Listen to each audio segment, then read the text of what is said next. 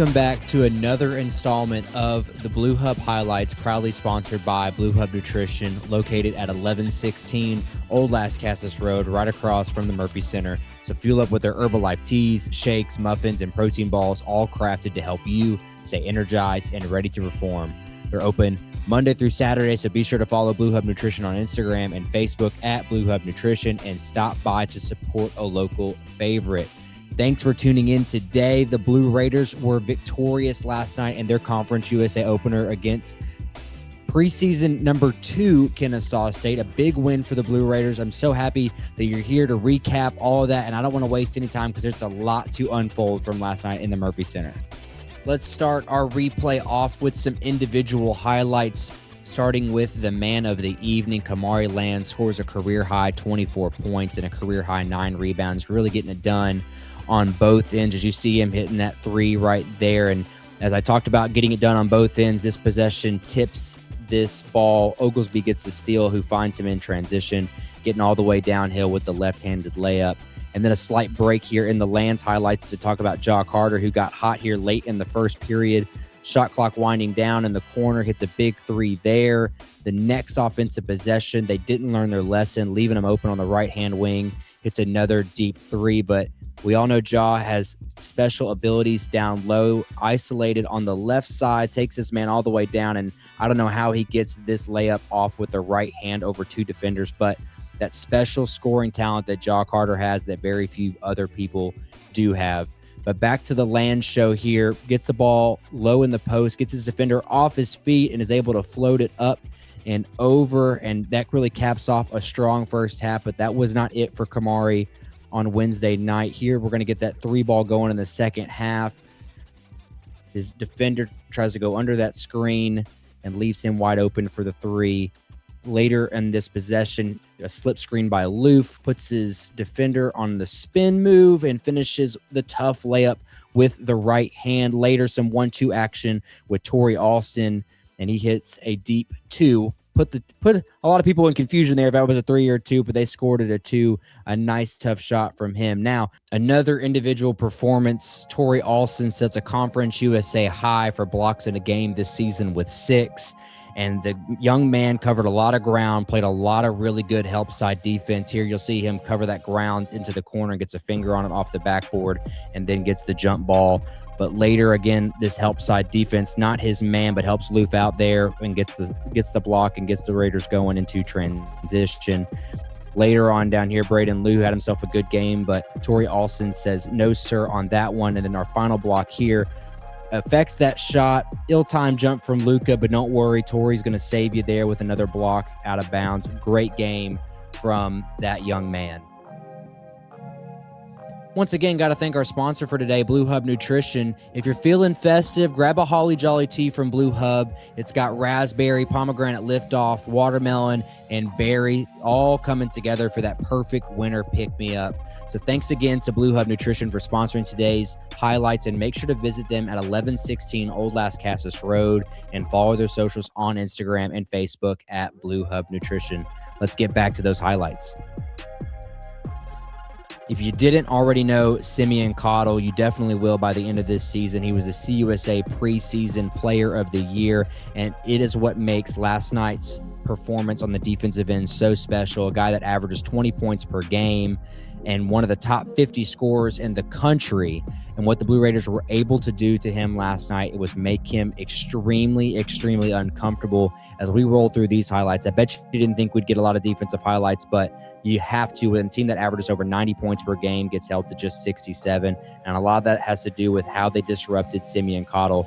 And early on, didn't get a lot of shot attempts. Right here, you're going to see that pass gets picked off on that backdoor cut, and he's going to pick up his 3rd foul. Already frustrated 10 minutes into this ball game. He just wasn't a factor in that first half, but it wasn't a matter of if he got going. It was when he got going, and it took a long time to really get him going. Here's another mixed up look. He's got Chris Loof on him. I don't know if it was a miscommunication, but alters the shot. And again, we're here early in the second, and he has had 1 field goal made, and it was off of a goaltend.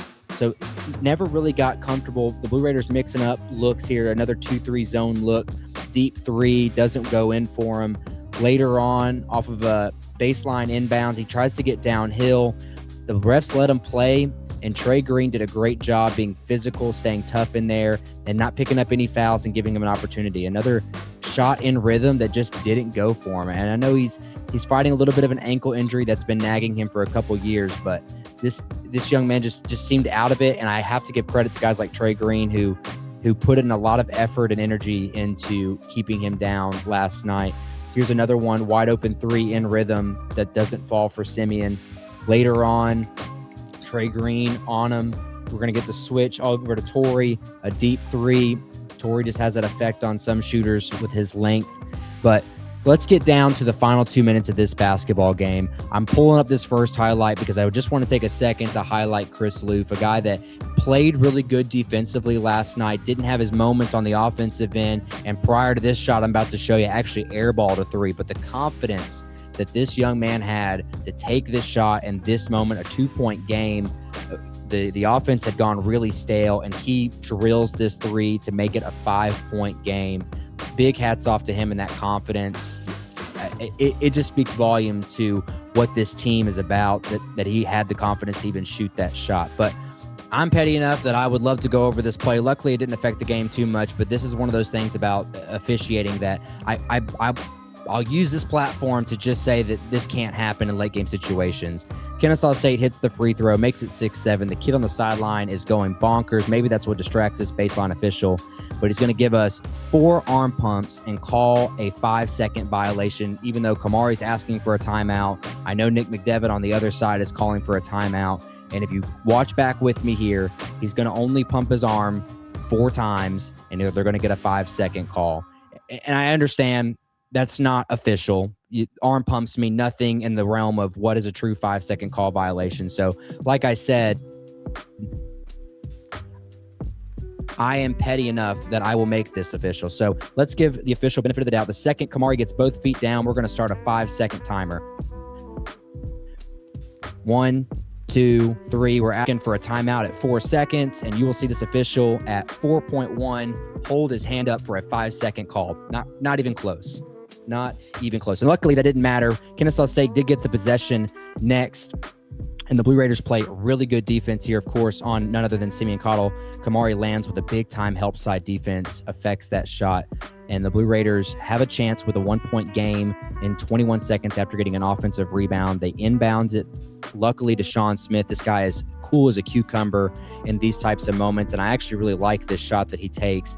It just hangs on the rim a little too long. You don't time the jump just right, and here you go. Conference USA preseason player of the year, 1v1 against none other than Ja Carter, who's backing down, and it just has to stay upright. I mean, there's nothing more Ja can do here. And he says in the post-game presser, he either is going to, make the official make a call here, but at the end of the day, this is the best defense you could possibly play in this situation. And the official doesn't make the call. They played physical all night. I respect that there was no call. I love, actually, the fact that there was no call. You can see Simeon doesn't like it, but you have to agree that this isn't a call. I mean, Ja is as straight up as you possibly can be. Simeon is acting like he just got his back blown out. I mean, that's the right no call. And big props to Ja for not letting that moment get too ahead of him there. Now, the last play of the game, it was 0.4. They added another 0.4 to it, so you got 0.8 seconds. That's going to allow Kennesaw State an opportunity here to get a last-second shot off, and they really have a good play design here. You get Simeon Cottle off of this 4-man low look, and Ja is on him, but the big one to watch here is Braden Lucas. He's actually going to get this inbounds with Sean Smith on him, but the play design allowed either one of them to touch this ball, but they defended this so well. Ja didn't allow Simeon to really get a catch, and you can see here with Braden catching it, Sean's right there. There's really not much Braden can do other than a quick heave, and he airballs it, and the Blue Raiders victorious. I mean, what a gutsy performance for these guys. You can't ask for a better way to start off Conference USA season than with a win like that. So very, very proud of the Blue Raiders, even though you see that deficit kind of wither away late, but they held strong, and that wins like this will pay dividends at the end of the year, because Kennesaw, I believe me, is a top 3-4 team in Conference USA when it's all said and done. And Simeon Cottle having a game like that, we're never going to see that ever again. So, but thanks to you for tuning into today's episode. If you're not already following us on our social media, at Blue Raider Pod on Instagram, TikTok, Facebook, make sure you do that. And if you're listening to us on YouTube today, hit the subscribe button so you don't miss another one of our uploads, especially these Blue Hub highlights that we do on a weekly basis, especially after a Blue Raider win. But once again, thanks to you, the viewer, for tuning in. And until next time, go Blue.